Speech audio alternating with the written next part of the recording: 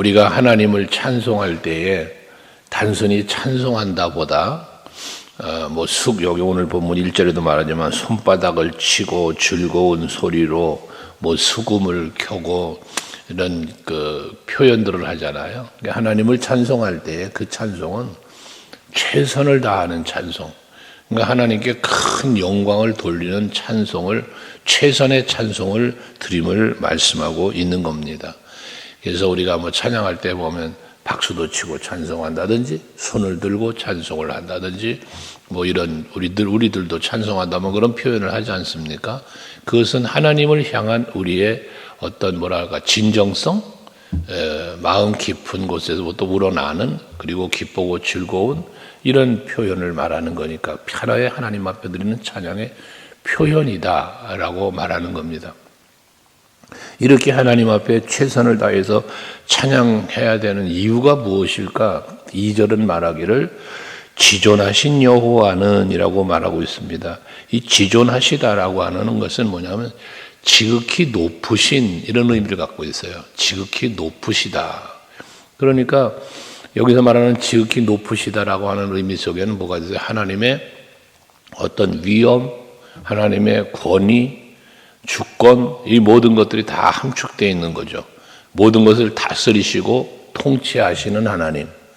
그러니까 우리가 고백할 때 창조주, 구원의 주, 이런 표현은 전부 다 나의 존재, 나의 구원, 이 내세와 이 세상과 내세, 이 모든 것을 다스리시는 분. 그 마태복음 28장에 보면 하늘과 땅의 모든 권세를 가지시니라고 말하는 것처럼 이 지존하신 여호와의 의미라는 거예요. 그러니까 그 여호와께 찬송을 드릴 때는 그냥 찬송이 아니라는 거예요. 최선을 다한 찬송을 드려야 할 것을 말씀하고 있는 것입니다. 뿐만 아니라 두렵다, 온 땅의 큰 왕이 되신다라고도 말씀을 합니다. 이 두렵다는 건 여호와를 경외하는 걸 말하는데, 무섭다는 개념보다 하나님을 더 앞에 지존하신 하나님이니까 아주 지극히 높으신 하나님에 대한 권위와 위엄을 말하니까 그 하나님에 대한 어떤 존경심, 그 두려움에게 경외함이라는 성경의 표현을 하는 거죠. 우리가 여호와를 경외하는 마음을 가지고 하나님 앞에 거짓되지 않게 진실하게 라는 의미도 함께 가지고 있는 것이죠. 그러면서 크신 왕께라고 말합니다. 왕은 통치자죠. 왕은 통치자인데 큰 왕이시다라고 하니까 이 큰 왕은 단순한 한 나라의 통치자가 아니라 모든 만물을 다스리시고 모든 우주, 모든 인간, 모든 나라, 모든 백성을 다스리시는 하나님이심을 말씀하는 거예요. 그러니까 이 큰 왕이라는, 물론 지존하시다, 두렵다, 큰 왕이다 하는 그 속에는 뭐가 있냐? 내가 그 앞에 있는 거예요. 내가.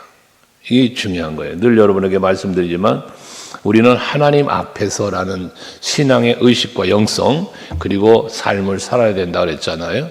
이게 바로 지존하신 여호와, 그리고 두려워할 만한 여호와, 그리고 큰 왕이시다는 고백 속에 담겨 있다는 거예요. 그런 분 앞에 지금 누가 찬양해? 내가 찬양한다고 말이에요.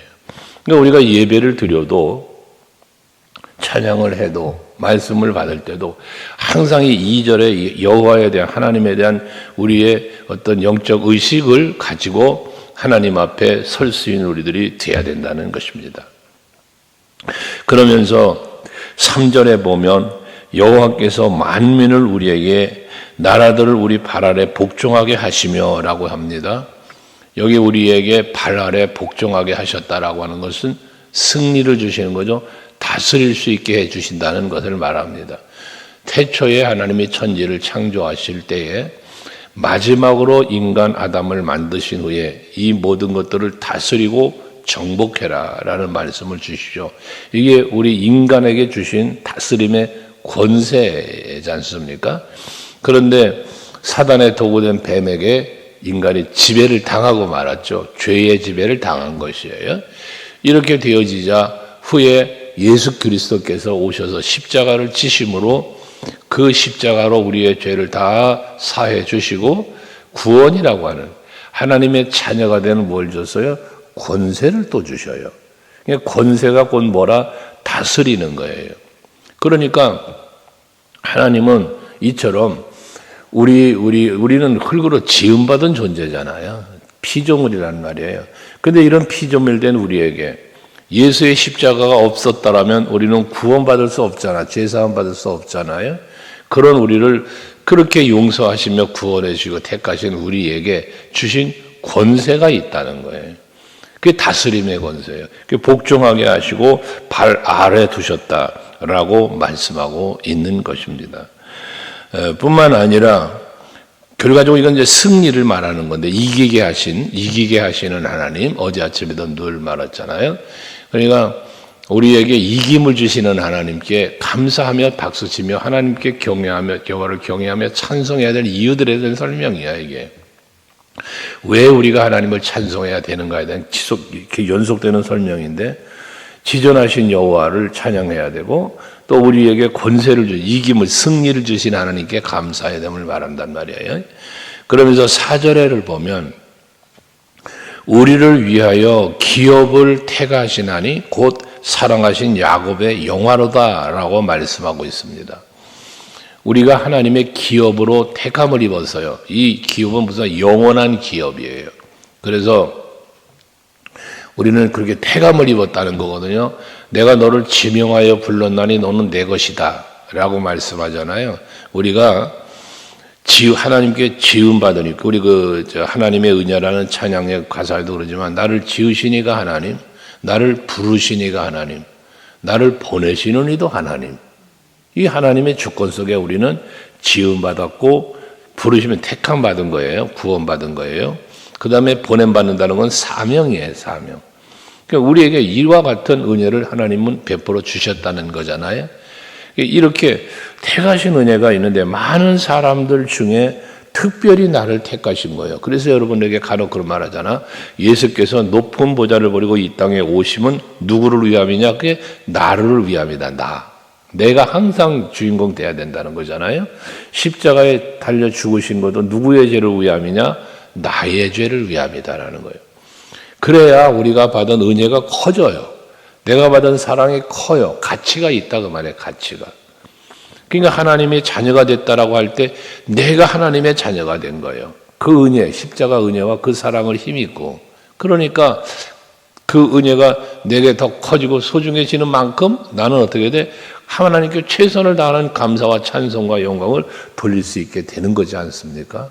그러니까 여러분, 택함을 입었다라고 하는 이 선택에 대한 기쁨이, 감사가 여러분에게 넘쳐나셔야 돼요. 세상에서 그런 얘기도 했잖아요. 내가 좋은 부모에게서 태어난 것도 하나님의 은혜라고 생각해 보세요. 좋은 부모 만난 거, 좋은 형제 만난 거, 좋은 스승 만난 거, 좋은 친구 만나는 거, 좋은 교회 만나는 거, 좋은 나라 만나는 거, 이 모든 게 다 하나님 은혜예요. 여러분 북한에서 태어나서 봐. 아오지 탄광 갔을 수 있어. 그러니까 이게 우리들이 태어나는 것부터 시작해서 살아가는 모든 것들이 전부 하나님의 은혜란 말이에요. 이걸 택한 자에게 주어지는 하나님의 특별 은총. 요셉 같은 경우 노예로 팔려가잖아. 노예로. 그런데도 하나님이 그를 택한 자이기 때문에 아브라함과의 언약을 지키시기 위한 방편으로 그를 사용하고 계시기 때문에 노예로 팔려간 그가 주인처럼 살잖아요. 나라를 다스리는 자가 되잖아요. 이게 하나님의 은혜라는 거예요. 이게 택한 자에게 주어지는 은혜. 이세의 아들들이 여럿 있지만 그 중에 다윗이 택함을 받는 거잖아요. 이게 은혜라는 것이에요. 많은 사람들이 있는 중에 많은 사람이 따라요. 그러는 중에 특별히 선택된 자들이 예수님의 12 제자가 된 거잖아요. 이런 것처럼 다메섹 대상에서 특별히 바울을 만나주시는 것처럼 이게 특별한 하나님의 택함 받는 은혜란 말이에요. 요한복음 5장에 본 베데스다 연못가에 38년 된 환자 같은 경우, 그 많은 병자들이 거기 있는데 무리동하면 누구든지 먼저 들어가려고 많은 병자들이 있다잖아요. 그런데 예수님은 가서 38년 된 그 환자를 만나주셨단 말이에요. 이게 택함 받음이에요. 뭐 삭개오도 마찬가지고요. 마찬가지인 것입니다. 여러분들도 성경에 기록되어 있는 많은 인물들처럼 여러분들도 그렇게 택함을 입은 인물이라는 사실 앞에 감사하자는 거예요. 그리고 그 택함에 대해서 무슨 말을 이어했냐면 곧 사랑하신 야곱의 영화로다라고 해요. 사랑하신 야곱의 영화다. 이 야곱을 사랑하신 야곱이라는 영화라고 말하는 건 말라기서 1장에 보면 2절에 하나님께서 하신 말씀이 그거잖아요. 내가 에서는 미워했고 야곱은 사랑했대요. 구별하시는 하나님을 보잖아요. 그 아브라함의 언약에 대한 여러분들과 나눌 때 말씀하셨지만 아브라함과 언약하신 하나님이 이스마엘이 아닌 이삭에게로 혈통적 장자인 이스마엘이 아닌 언약의 후손이 된 이삭에게로 간다 그랬잖아요. 근데 이삭에게도 쌍둥이 아들인데 그 에서 혈통적 장자라면 먼저 태어난 게 에서고 차자가 야곱인데 그런데 하나님은 야곱에게 그 계보를 이어간단 말이에요. 언약의 계보를. 근데 거기에 대해서 말씀하기를 그 지금 태중에 있을 때도 두 국민이 두 나라가 싸운다잖아요. 그러면서 말씀하신 게 하나님의 말씀이 그거잖아요. 큰 자가 작은 자를 섬기리라. 이미 태중에 있을 때부터 하나님은 뭐 하신 거야? 아시는 거야. 택하신 거예요, 그게. 그래서 말라기 선지자를 통하여 에서는 미워했고 야곱은 사랑했다는 것이거든요. 그런 특별한 은총, 그런 은총 속에 여러분들이 택함을 입었다는 얘기예요. 그러니까 사도 바울을 통하여 에베소서 1장에서 우리를 예정하시고 택하심에 대해서 뭐래? 창세 전이라고 표현하고 있어요. 에베소서 1장 3절에 보면. 이렇게 하나님은 영원이라는 시간 속에서 우리를 택하셨다는 거예요. 그러면 우리는 무엇을 생각해야 된다? 하나님의 영원한 시간 속에 내가 예정되고 택하심을 입었기에 내가 사는 세상은 무슨 세상? 영원한 세상인 거예요. 세상 사람들은 영원한 세상에 살지를 않고 제한되어 있는 세상에 살아요. 육체 안에 살아요. 하지만 우리는 영원한 세상 속에 택함을 입었기에 우리는 어디서 산다? 영원한 세상에 살고 예수 안에 살고 여호와 하나님의 은혜 속에 사는 거예요. 이게 우리가 누리는 은혜란 말이에요. 특별은총. 그러니 하나님 앞에 얼마나 감사해야 됩니까? 영원토록 감사해야지, 영원토록. 그 하나님의 사랑이 영원하신 사랑처럼 우리도 하나님께로 향한 믿음, 소망, 사랑이 영원해야 된다. 그렇게 하나님을 찬송해야 된단 말이에요. 그러면서 5절에는 하나님께서 올라가시는데 어떻게 올라가신가? 즐거운 함성 중에 올라가고 나팔 소리 중에 올라가신대요. 올라가신다는 게 올라가시면 하늘의 보좌를 말하는 거죠. 이 세상이 아닌 영원한 하나님의 나라를 상징하는데 올라갈 때 어떻게 올라간다? 즐거운 함성 가운데 올라가고 또 나팔 소리 가운데 올라가신다라고 한단 말이에요. 이 즐거운 함성과 나팔은 무엇을 상징하냐면 승리예요. 승리. 전쟁에 승리했을 때 와 깃발 들고 흔들며 큰 소리 치죠. 즐겁죠. 이런 거잖아요. 여호사밧 왕이 모압과 암몬 족속과의 전쟁에 승리를 하고 그리고 사흘 동안이나 그 모든 이 착취물들을 가지고 돌아올 때 어떻게 돌아와? 즐거워하며 돌아왔다 그러잖아요. 이긴 자에게 주어지는 하나님의 은혜입니다. 이게 기쁨입니다. 다윗이 골리앗과 싸우고 돌아올 때 백성들이 함성 치며 노래하죠. 다윗은 만만이요 사울은 천천히로다. 그 노래 때문에 다윗은 사울 왕에게 시기를 받게 되고 그런 참 위협을 당했지만 이게 뭡니까? 승리의 계가라고 그래요. 승리의 계가. 그래서 승리하고 돌아오는 그것을 기념한 게 개선문이라고. 여러분 그 성지순례 다녀오신 분들은 로마에 가보면 그 개선문이라는 게 이제 콜로세움 경기장 옆에 보면 개선문이라고 있잖아요. 승리한 자들이 돌아오는 모습이야. 큰 함성과 즐거운 함성. 그러니까 예수께서 사망 권세 이기시고 부활하시고 올라가신다. 그 즐거운 함성 속에 올라가는 거예요. 나팔 마찬가지예요. 이 나팔 무슨 나팔? 승리의 나팔이에요. 뿔을 가지고 만든 그 양각 나팔이나 이 나팔들을 불렀잖아요. 그 나팔의 소리에 따라서 모여라, 자 전쟁하러 나아가자 또는 퇴진해라 이런 근데 전쟁에서 이겼기 때문에 부는 나팔 소리가 또 있단 말이에요. 이긴 승리의 기쁨과 즐거움을 가지고 올라가시는 이런 하나님의 모습을 말하는 거예요. 예수 그리스도의 부활의 승리를 말한다고 볼 수 있겠죠. 그래서 뭐에 이기시고 영광을 받으시며 올라가시는 건 말한다 말씀이에요. 여러분들에게도 예수께서 분명히 말씀했죠. 내가 너희를 위하여 거처를 예비하러 가노니 예비되면 내가 너를 영접하러 오리라. 또 계시록에서 보면 그 라우디게아를 책망하시는 가운데에 승리, 이기는 자를 이야기하시면서 이기는 자에게는 내가 앉은 보좌에 너희도 앉게 하리라 그러잖아요. 이게 이긴 자를 말하잖아요. 이긴 자에게 올라가는 거예요. 하나님의 영광이 예수 그리스도의 부활 승리가 오늘날 우리들의 믿음의 승리가 올라가는 신앙. 이게 영원한 보좌 앞으로 나아가는 것을 말한다는 것이죠. 그러면서 찬송하라 하나님을 찬송하라 찬송하라 우리 왕을 찬송하라고 다시 한번 그 이기신 하나님, 승리하신 하나님, 영원하신 그 하나님을 찬송해야 될 것을 다시 한번 말씀하고 있는 것입니다. 영광 보좌에 앉으신 이에게 드려야 할 찬송 말입니다. 그 7절에 하나님은 온 땅의 왕이십니다. 지혜의 시로 찬송할지어다 그랬어요. 지혜의 시로 찬송할지어다. 이 지혜의 시로 찬송한다는 건 뭐냐? 영광 중에 계시는 하나님이 그 앞에서 말한 지존하신 하나님, 우리에게 승리를 주신 하나님, 특별하게 택하신 하나님, 뭐 등등 그 영광을 받으시기에 합당하신 여호와 하나님이 받으실 만한 찬송, 이게 지혜의 시로 찬송하라는 거예요. 이 지혜는 뭡니까? 깨달아 아는 거예요. 아는 거. 뭘 알아? 하나님을 알아. 지존하신 하나님 알아. 승리를 주시는 하나님을 알아. 나를 택하신 하나님을 알아. 모든 것을 이기시는 하나님을 알아. 영광 보좌에 계신 하나님을 알아. 우리가 알아. 그걸 헤아리며 그 헤아림 속에서 그런 하나님을 찬송한 지혜의 시라는 건 바로 그런 거예요. 여러분이 하나님에 대하여 많이 알아야 돼요. 뭘 알아? 하나님의 살아계심을 알아야 돼. 나와 함께 계심을 알아야 돼. 나를 위하여 구체적이고 섬세하게 일하시는 그 하나님을 알아야 되는 거야, 우리가. 그것을 알고 헤아리고 그 헤아림으로 감사하는 거죠. 우리 앞주간에 그런 말씀 나눴잖아요.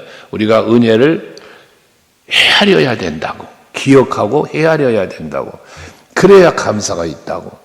하나님을 찬송할 때 지혜의 시로 찬송하라는 게 바로 그런 의미예요. 그러면서 하나님이 뭇 백성을 다스리시며 하나님이 그의 거룩한 보좌에 앉으셨도다. 거룩하신 왕, 영원하신 왕자에 앉아 계신 보좌에 앉아 계신 그러한 하나님 앞에 찬송해야 할 것을 말씀하면서 9절에는요. 문나라의 고관들이 모였는데 아브라함의 하나님의 백성이 되도다. 세상 모든 방패는 하나님의 것이고 그는 높임을 받으시로다 했는데 아브라함의 하나님의 백성이 된다라고 하는 것은 아브라함과의 언약이 있잖아요. 그 아브라함과의 언약의 백성이 되어짐을 말하는 거예요. 그 이스마엘과 이삭에 대한 이야기를 창세기 21장에 보면 하나님이 아시잖아요. 하갈에서 난 저 이스마엘은 네 언약의 씨가 아니라잖아요. 사라에게서 난 자라야 언약의 씨다 라고 말하며 이스마엘 내쫓아라고 하는 그 사라의 말을 들으라고 하나님이 아브라함에 말하잖아요. 삭개오가 예수님을 만났을 때 이도 아브라함의 자손이다 라는 말씀을 예수께서 하시잖아요. 그 아브라함의 자손의 의미가 뭐예요? 앞에 4절에서 말한 영원한 기업으로 택함을 입은 우리 택하심을 말하는 거고 언약의 그 계보를 말하는 거예요. 저와 여러분도 바로 그 언약 속에 들어가 있는 우리들이라는 것이죠. 이 아브라함의 씨, 아브라함의 자손이라는 의미라는 거예요. 영원한 하나님의 언약 속에 거하는 우리들이라는 거죠. 그러니까 그런 하나님께서 하나님의 그 언약의 백성이 되었으니까 이제 뭐에 하나님께서 세상의 모든 방패가 하나님이 것이다. 그러니까 하나님이 지켜주신다는 거예요. 여러분은 하나님의 보호하심 속에 사시는 분들이에요. 어디를 가든지 무엇을 하든지 하나님이 지켜주시는 거예요. 이런 은혜가 여러분에게 임하고 있다는 것. 이건 현재 진행형이에요. 영원하다는 건 진행이 되는 거예요. 여기까지 멈추면 영원이 아니에요. 지나온 과거뿐만 아니라 지금도 앞으로도 이게 계속 이게 영원이잖아요. 그러니까 영원한 하나님의 사랑은 현재 진행형이다. 그래서 오늘도 여러분이 하루를 사실 때에 오늘도 여러분 곁에서 여러분을 위하여 보호하시고 방패가 되시고 힘이 되시고 능력 되주시면서 여러분들을 위하여 일해 주실 하나님이시다는 거죠. 믿고 감사하며 오늘도 믿음의 승리자의 삶을 사시기를 바랍니다. 기도하겠습니다.